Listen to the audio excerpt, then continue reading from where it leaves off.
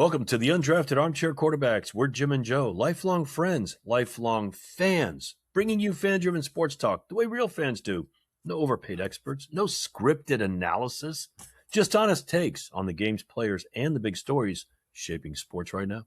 That's right, Joe. And we want you all to be a part of it too. Thank you for joining us. Please keep dropping those comments, questions, takes. We'll read them all and bring them into future shows like we will today. Please hit like, subscribe, join our conversation every week for free on YouTube, Spotify, Instagram, and TikTok. Joseph, happy Good Friday. You know what? Fridays are always good. This is Good Friday. So to everyone out there, happy Good Friday. I'm looking forward to this show because we have a lot going on as usual. And the Final Four is forefront to our conversation, of course. I like that. I'm looking forward to this conversation, and we're not experts. And so we have no problem bringing anyone on who can help us look like experts, sound like experts.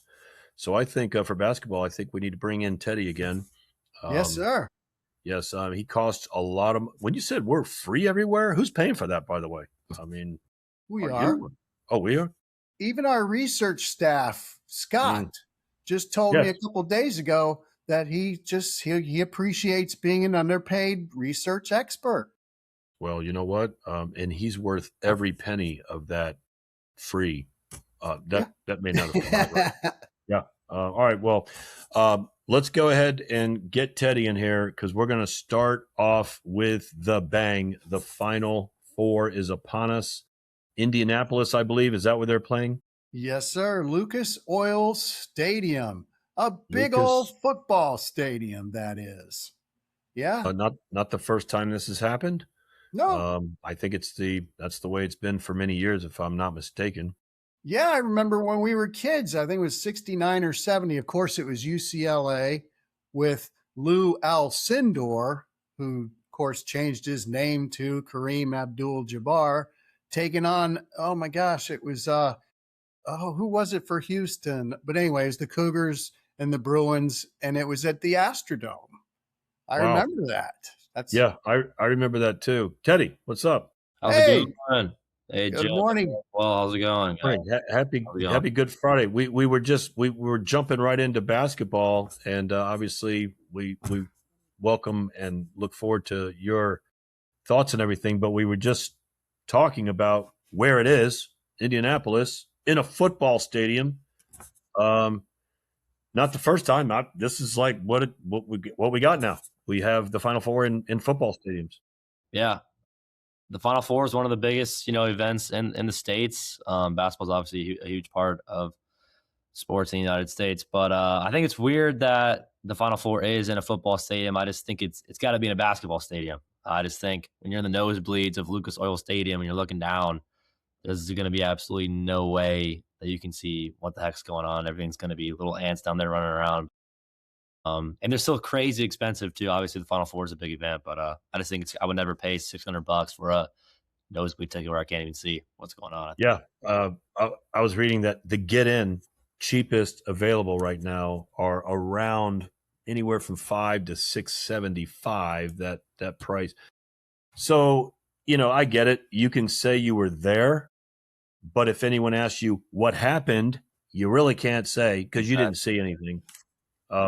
Years ago, different sport, but many, many years ago when I lived in California, Gretzky playing for the Kings. So towards the end of his career, I thought I better go see him live so I could say I did before he left. I was in the Forum, and the Forum, the way it was shaped, it was like a bowl in, soccer basketball arena, but the middle of it went way up to the roof, and there was it literally pyramided into one or two seats, and I was third from the roof. And all I can tell you is I can say I was there when Wayne Gretzky played in his last couple of years. I didn't see him because there were ants skating around on a little white circle. The only reason I knew people scored is when everyone stood up. So I don't know what you're going to see at Lucas Oil Stadium, but hey, you'll be there. Yeah. Well, it's a well-oiled machine. They're all about making money. Yeah. Well, sorry, that was a bad pun. Yeah. It was. Yeah. No, I didn't even notice it actually. But you know what? who's playing. That's really what we want to talk about, not where, but who. So, Teddy, start with you. Any initial thoughts on just the matchups?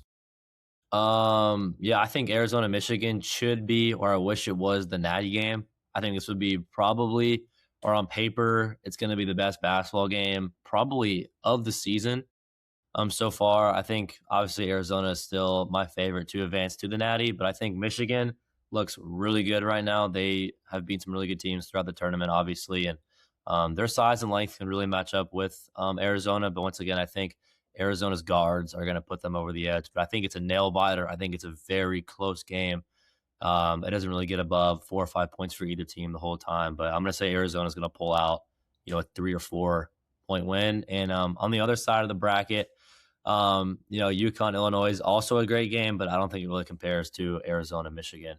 But I think the Dan Hurley, UConn, all this stuff, I think it would just be impossible for them to kind of end right here. I think Illinois is a good team, but all the hype and all the social media stuff around UConn, I think is just too big.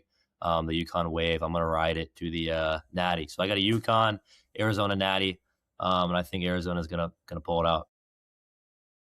Go ahead, Joseph.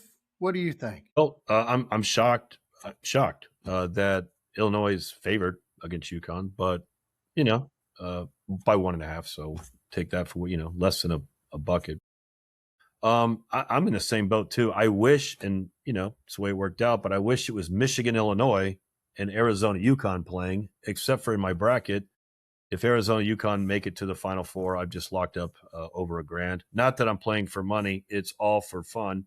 But I like Michigan a lot. I just think I've had Arizona kind of halfway through the year and beyond. I've been picking them.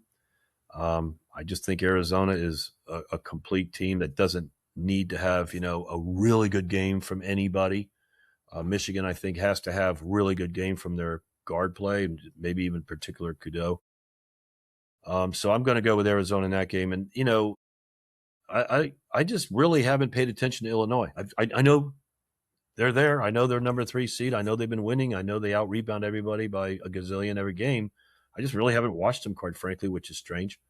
So I don't know enough about them, but I almost have to take them because UConn just looks like they're kind of pulling games out sometimes, where Illinois just seems to have been no last-minute heroics needed.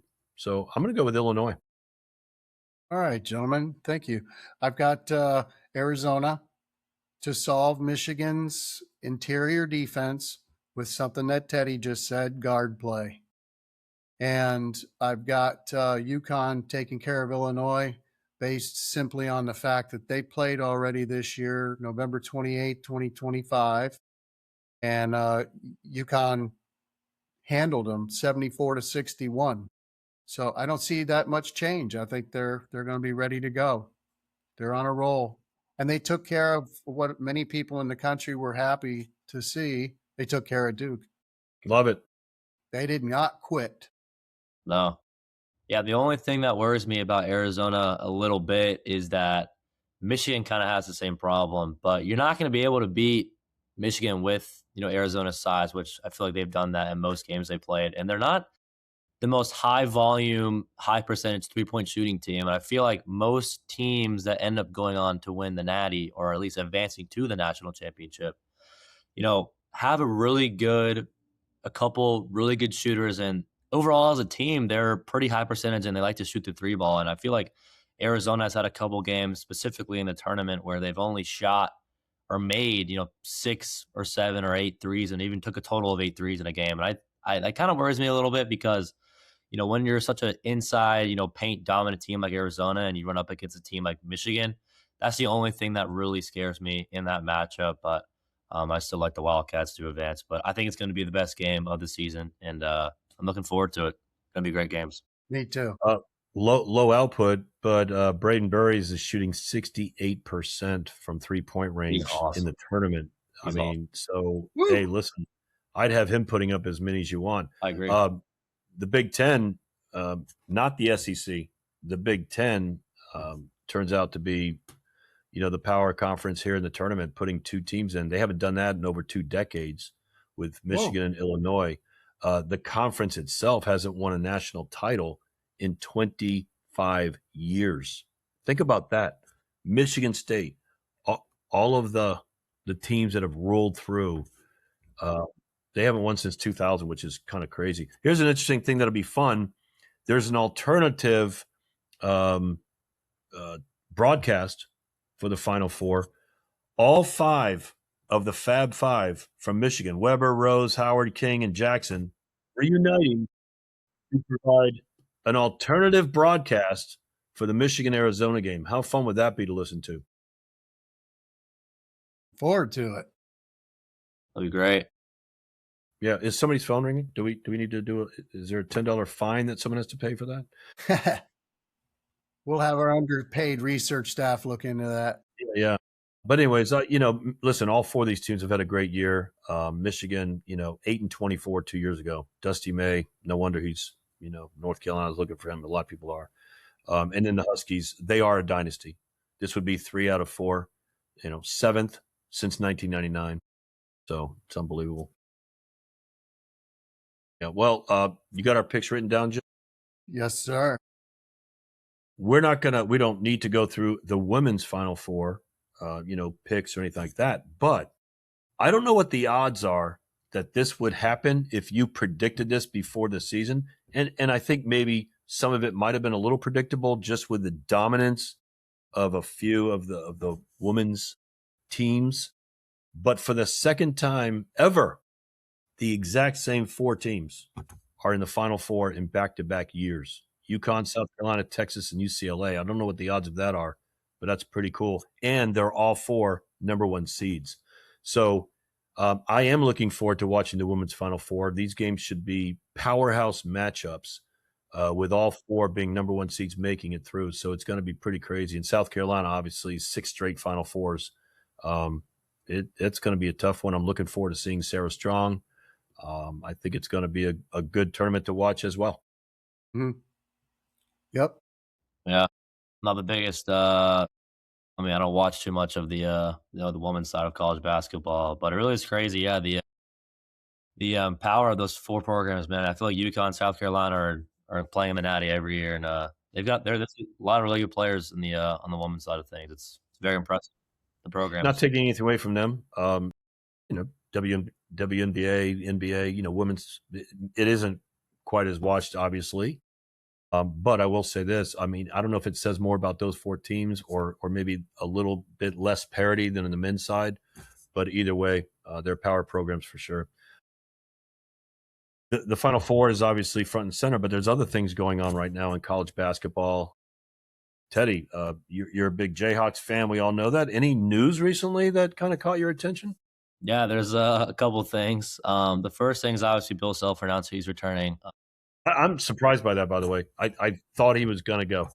I was probably 65-35 that he was staying. Obviously, he does have a couple health issues, and he's not the oldest guy in the world. So he's obviously, not young by any means either. But, it was a little concerning. He does have some heart and health problems, but I think his recruiting class is way too good for him to leave. I think we have a top 4 or 5 class in the country. I think we have this first best recruiting class in the Big 12, which is a very good feat. There's a lot of good classes coming in to the Big 12 as well. But also, we have a very good chance of getting the number 1 player in the country, Tyron Stokes. He's kind of deciding between us and Kentucky right now, and he's been crystal balled to go to us by a bunch of good analysts that specialize in high school recruiting. So I'm curious to see how we end up doing next year. But I think Bill Self's way too much of a competitor. He's way too competitive to kind of bounce out and retire after the season we had last year with a pretty good team. But I'm so glad he's back. I think he's the best coach KU's ever had. And we've had a lot of really, really good coaches. Earlier in the 2000s, 14 Big 12 championships in a row. No coach will ever do that probably ever again. But Bill Self's, he's my GOAT. He's my guy. I love him. So I'm so glad he's back. But also, along with KU, our starting center, Flory, probably the defensive player of the year. He won Big 12 defensive player of the year. He just hit the portal, and he's going to the NBA draft. So he did the same thing last year. He hit the portal, and he ended up coming back. But the transfer portal is also one of my favorite seasons of college basketball. Obviously, March Madness is awesome, but I think it's really smart too you really can't hit the portal and announce and commit anywhere until the season's over, which I wish college football did the same thing. But obviously, as we saw, it's not like that. But the transfer portal season's awesome. I love kind of keeping up with everybody, where they're visiting, where they're transferring from. But yeah, I'm really looking forward to the transfer portal too. But those are two big things that happened with KU specifically. Yeah. I mean, what about Bedunga? I guess he's entering the portal. Is that a big deal? Yeah, No? so he did the same thing last year. That would be a huge hit. But we actually had a backup center. His name's Paul Mbia.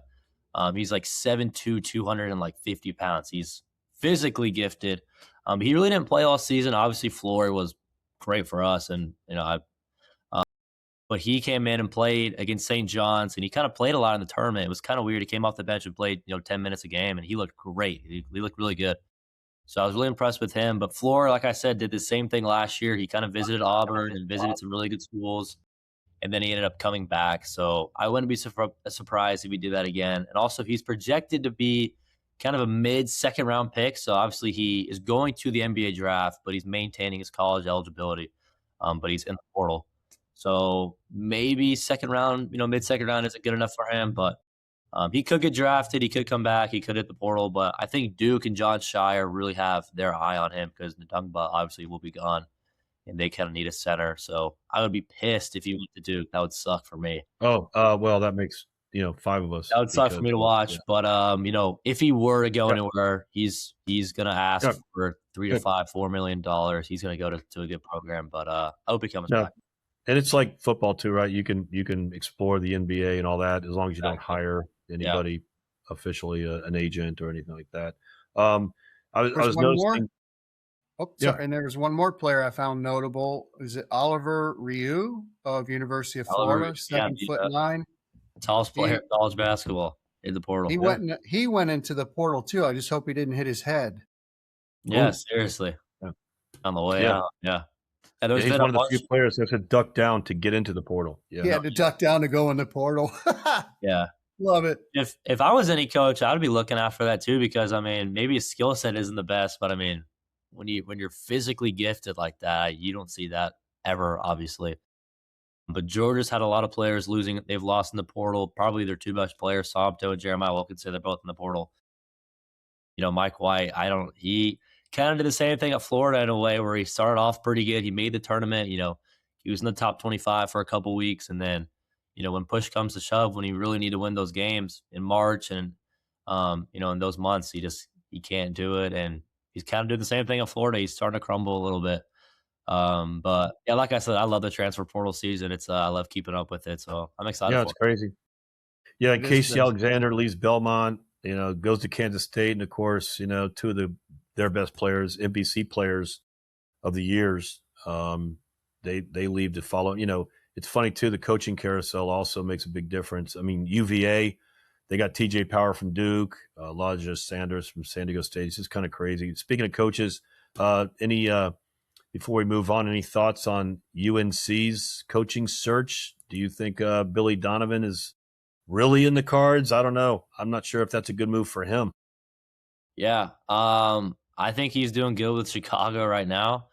And I think it really depends on, if I was a coach, do you want to go through all the recruiting stuff? I feel like if I was in the NBA, coaching an NBA team, I would rather enjoy that, because having to go through all the recruiting aspects and also all the NIL stuff now, for me personally as a college coach, would just be way too much for me, especially when you're already on a pretty well-established NBA team like the Bulls. But based off what I've seen, I think Billy Donovan is the favorite to go to Chapel Hill. But based off what I've heard about Tommy Lloyd, this would be a stretch. This is a really big stretch, but I wouldn't be surprised if we do see a Tommy Lloyd change at Arizona. His interviews and the things he says about, staying at Arizona coach, he said things like along the lines of, obviously I'm not quoting word for word, but he was like, the next Arizona coach will be good. He's not really giving a timeline.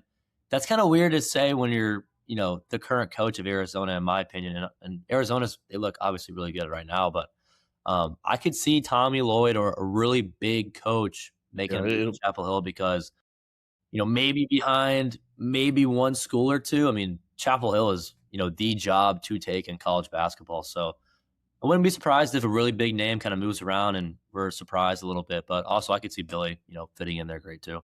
It seems like it's a lateral move for someone like that, but Yeah.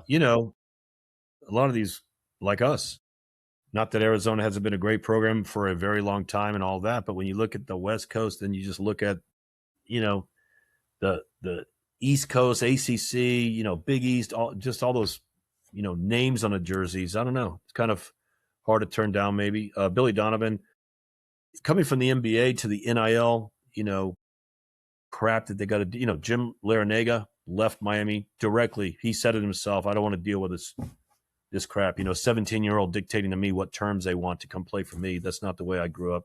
But coming from the NBA, that's kind of what you're dealing with now. Free agency, a little bit more structured, but he might be in a perfect place to handle it. And coaching pros compared to coaching kids, some people just really love that mentoring and coaching ability because you're not really doing that in the pros. You're managing, these players almost. So it would be a good choice. Hey, I wouldn't turn it down.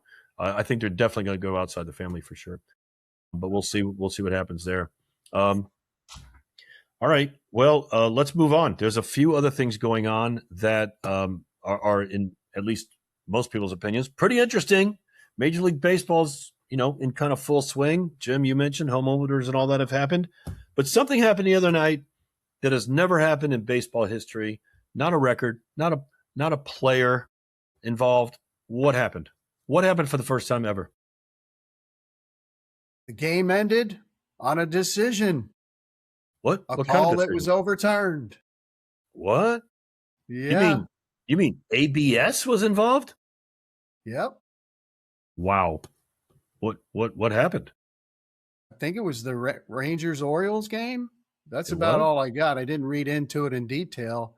Whose pitch called was rung him up or something, or no?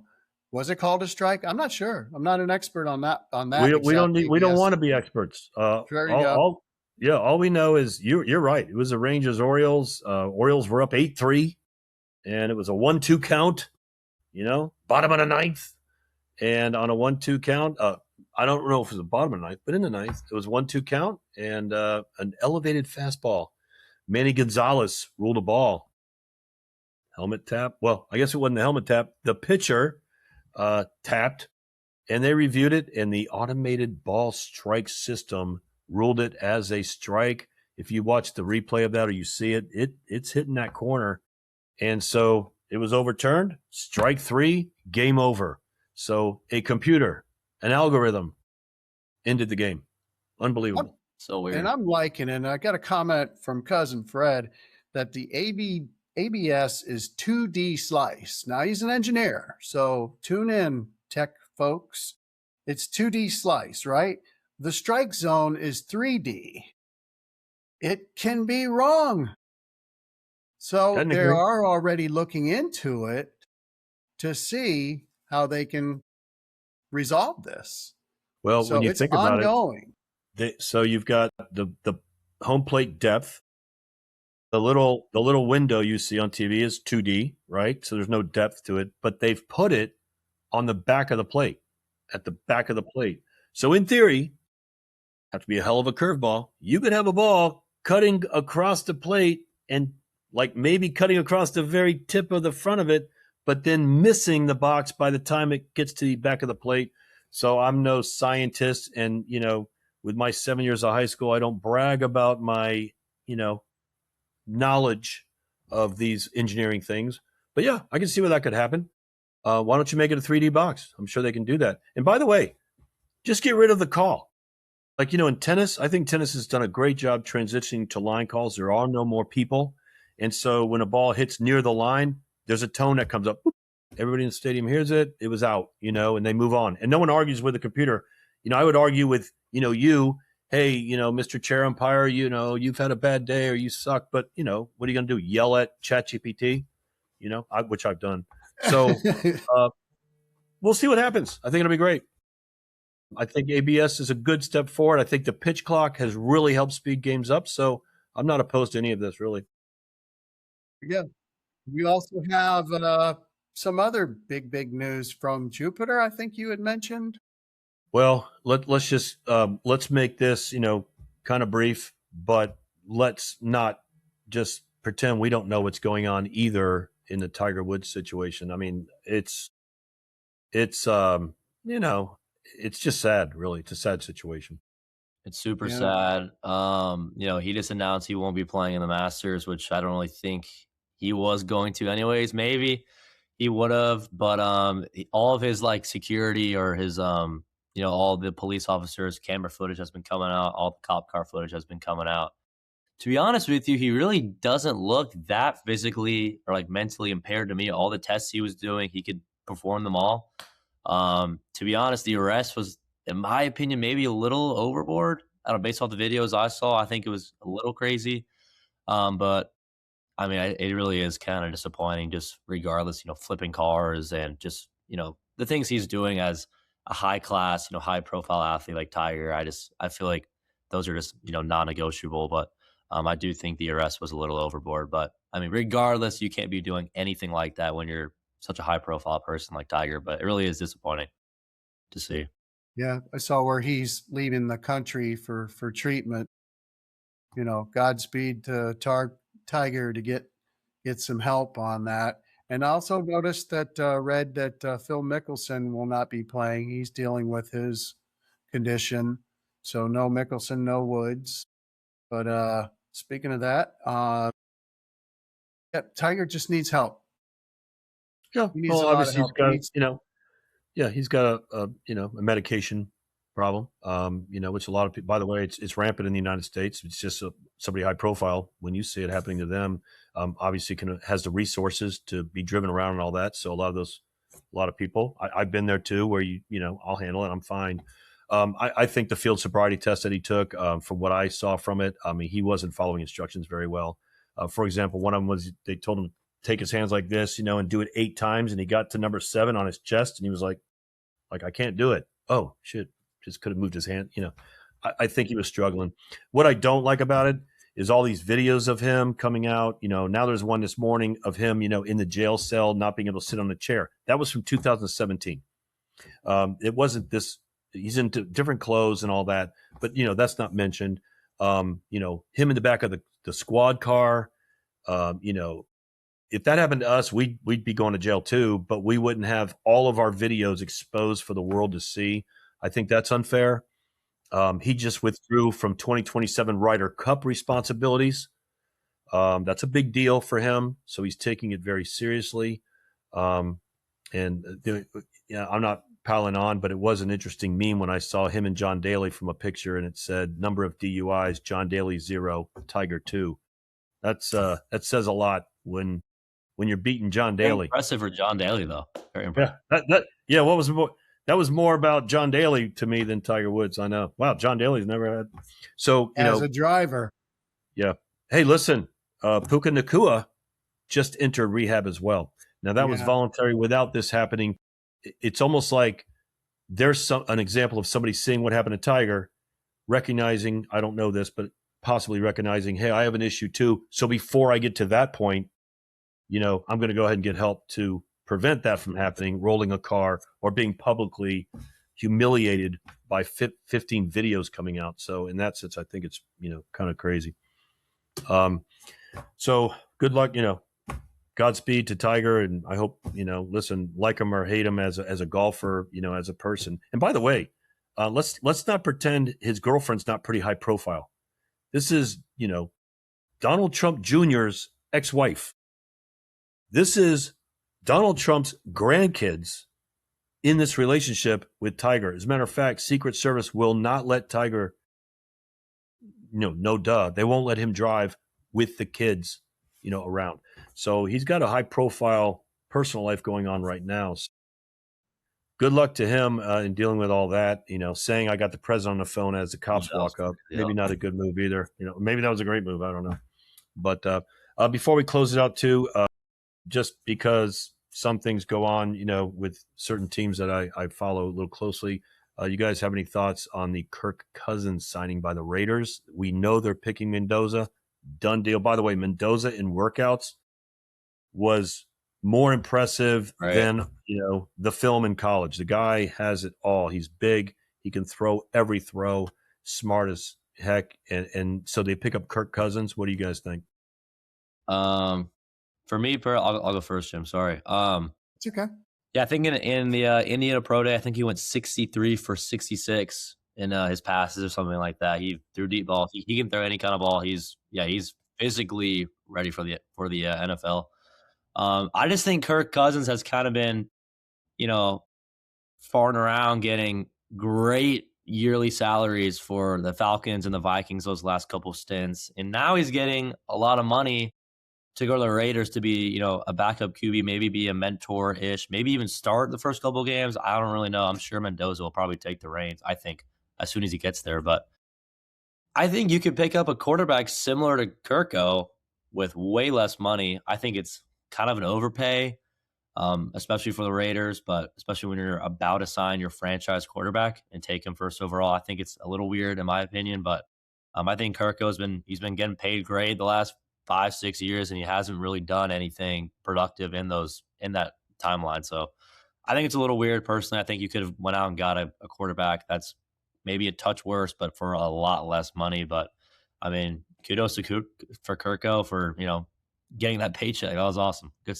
congrats to him. But like I said, I think Fernando's going to take the keys right when he gets there, and I think he's going to. Oh, that's a tough one. First of all, the Falcons are paying a lot of his salary still. Yeah. So the Raiders picked him up for a little bit on the cheap for year one.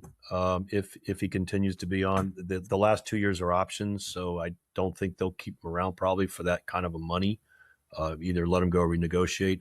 It's a heck of a mentor for Mendoza. Bingo. Kirk Cousins is a great guy as well to have around. As I've seen, he's just a good guy, overall.